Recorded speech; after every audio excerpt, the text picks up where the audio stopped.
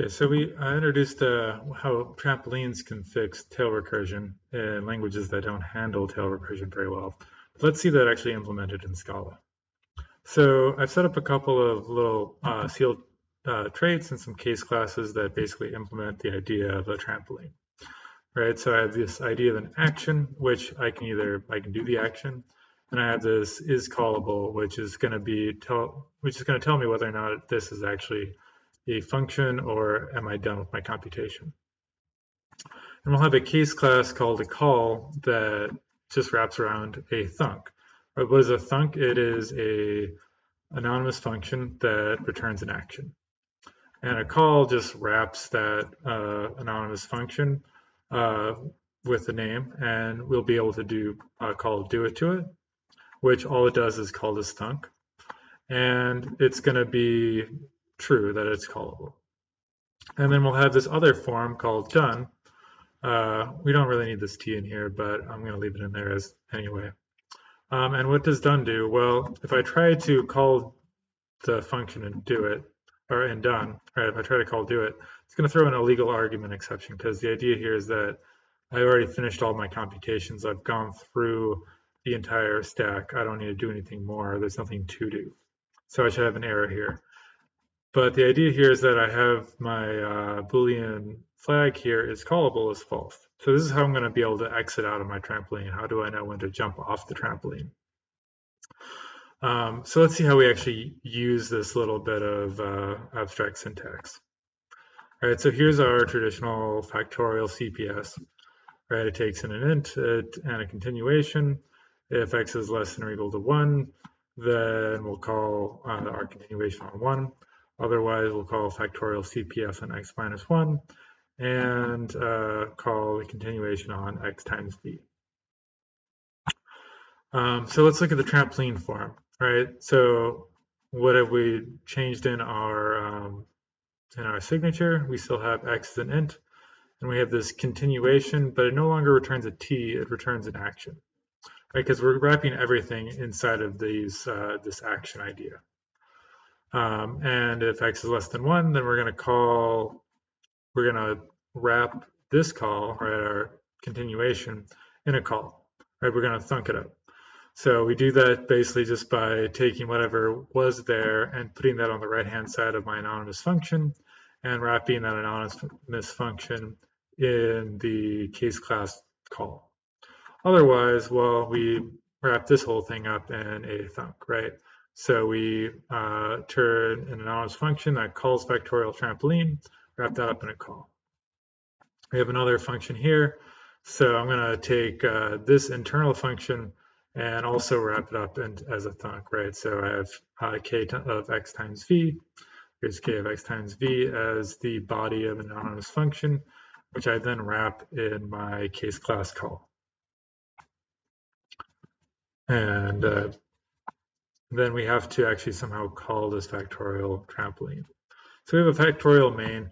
It takes in an integer. It's going to return an integer. We set up a terminal continuation, right? The very last type of continuation that we want to be calling, the very last thing to do.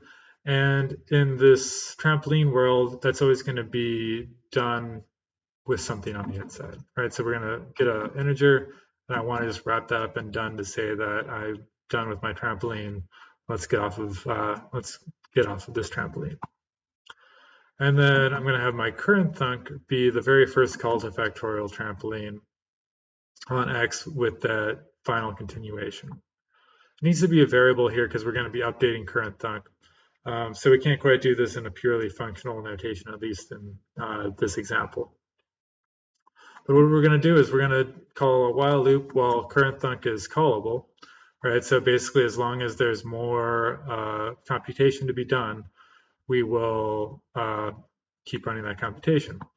And then we'll just update current thunk with whatever current thunk.doit returns, right? So again, up here we see that we're going to end up with all of these calls. Each of these calls has a function that returns an action. It's either going to be a call or done. And when it's a call, it's going to keep calling doit, which just calls that inner function, right? This is just a way to sort of package up those functions and then pass them around to each other. And this callable will be true here. Eventually, we will get down to our final case, right? Our true base call, our final terminal continuation, and we'll get that the action that we get is a done, right? So we won't, and that is not callable. Is callable is false for that. So we'll stay in this while loop while there's still more calls to be done, and then we'll just unwrap the call and do that computation. And eventually we're going to get down to a done call, right? And that's after we've done with this while loop. So we'll get current thunk, and we're going to match against case when it's done, at which point we'll just return v, or this generic case, right, which we should never actually get to, because there's only two cases, right? Either it's a call, at which point is callable is true, or it's done, at which point is callable is false. And so we'll stay in this while loop until is callable is false, which means it has to be something of case class done. So we'll never actually see this, but it's just there for safety, for fun. So we can compile this, and then we can run this. And we see that it runs and does return the right value. And we can even see the way that the trampoline is functioning, right? So as you see, we have in factorial main function written here. So every time we get back to the factorial main, we're going to print that out. And every time we're in the factorial trampoline, we'll print that out. We see we go back and forth between these until we end up running out of our independent factorials, and then we end up with our continuations, which are all of these lower guys in the main function, right? Where we just keep on calling the final continuations until we resolve with a done. So let's see the same thing with Fibonacci, right? So here's our classic Fibonacci CPS form. Right? It takes an int and a continuation. If our base case is if x is less than or equal to 2, we'll just call the continuation on 1. Otherwise, we'll call the CPS form of Fibonacci, right, with the nested continuation, right? What does it do? It calls it on x minus 1, gets some value v1, and then it's going to call Fibonacci on x minus 2, which gets some value called v2, which we then add with v1 and call k on it. Right, and remember, last time we saw that once we got up to, I think it was 16, we had a stack overflow because Scala wasn't handling this tail recursion properly. So let's build this up as a trampoline so we don't have that issue. Right, so what do we do here? Well, we're still going to take it an int. Our continuation now takes an int and returns an action, and our whole thing returns an action. We have our base case where all we do is we take this, wrap it up in an anonymous function, and then wrap that in a call, right? That's how we turn it into a thunk. Similarly, this outer function here, that's going to be the body of a anonymous function wrapped in a call, right? So body of an anonymous function wrapped in a call. Here's another function. So we want to wrap that up as it's the body of an anonymous function wrapped in a call. And I have one last call here, right? This k on v1 plus v2. So I want to wrap that up in an anonymous function and wrap that up in a call. So the transformation is pretty straightforward. All we do is sort of add a little more cruft to each one of these function calls. And that makes it so that when we set up a trampoline, we know when to exit out of this, right? We can basically take that computation and call it for ourselves instead of having the actual Fibonacci trampoline call that function for us. So let's look at this trampoline, right? We're going to take it. This is for a generic function, right? So the idea here is that we don't even need to talk about Fibonacci trampoline. We could just take it any CPS function, right? In this case, one that takes an int, and then the continuation returns an action and has a starting value x naught. And we're going to create our terminal continuation, right? All it does is return done of v. We're going to call thunk CPS style fun, right? That will be, say, a Fibonacci trampoline up here. on our starting value with our terminal continuation. Let's call that k, right? This whole thing should return a thunk. It should return some call. And then while k is callable, right, while we have more computation to do, we'll do it and we'll update our k. And we'll just keep on going through this, jumping up and down on the trampoline until we end up at a done action, right? At which point k dot is callable will be false, so we exit out of this while loop, and then we end up in this done situation where we just return v. And let's see if that works on, so we're gonna wrap up this whole thing in Fibonacci, call Fibonacci of x, that'll be trampoline it, a Fibonacci trampoline with that starting value of x. And we see that fib of 10 is 55, we can do Fibonacci of 20, we can even do Fibonacci of 40, and it's gonna take a few seconds, but it should return out with the without the stack overflow. While that's running out, there we go. Cool. So that was, let's see, 602,334,155 is the 40th Fibonacci number. So that's cool. So we're able to basically implement tail recursion optimization on our own. And while I said that Scala doesn't really handle it very well, at least with the standard @tailrec annotation, it actually does have its own trampoline module in here. So it has a library that will do this for us.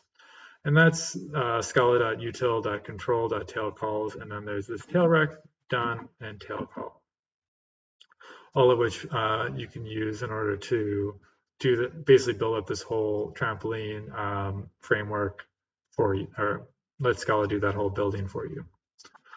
So let's see how this works, right? We have Fibonacci of CPS working, it takes in again, x.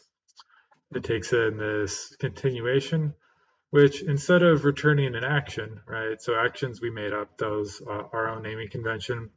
In Scala, we're gonna return this capital tailrec with a bracketed int, which says that we are specified that this is gonna take in integers. And that's basically the replacement for the action. And then instead of wrapping up everything up into a call, we wrap it in this form of tail call. And what's nice here is that we don't have to specify the full anonymous function notation, right, with the empty parens and the arrow. We can just wrap up the function itself. And that's all we have to do. So we have the exact same thing, right? We took k of 1, wrapped in a tail call. We have Fibonacci CPS working on x minus 1. We wrap the whole thing in a tail call. We have the continuation on Fibonacci CPS working on x minus 2. We wrap that in a tail call. Then we have the final continuation that Fibonacci calls, right? Which is adding v1 plus v2 and calling k on it, and we wrap that in a tail call. So we've done the exact same thing, just without our language, using Scala's built-in language. And then we do this, which is, so we'll have that v0 be Fibonacci working on this whole thing. You can see that our starting annotation is going to be v goes to done. Done's the final terminal call in this tail call library. And how we actually get something out of it is we call this dot result. And we should see, let's see if this works. Again, it's on 40, so it's going to take a while, but it should hopefully return with, in fact, faster than our hand-rolled trampoline. But as you can see, it worked without a stack overflow, so it does build in this trampoline structure. And you can hopefully see that it's very easy to translate, once you have a CPS form of your function, to turn it into a trampoline, right? The whole idea is you already have all of your computation packaged up, just instead of you calling it, right, you pass it back to the trampoline, which calls it for you. And the trampoline's doing all of the calling every single time. Hopefully you followed all of this. Trampolines are a little advanced for this course, but I think it's quite cool. And hopefully this will come to mind next time you think about building a large recursion.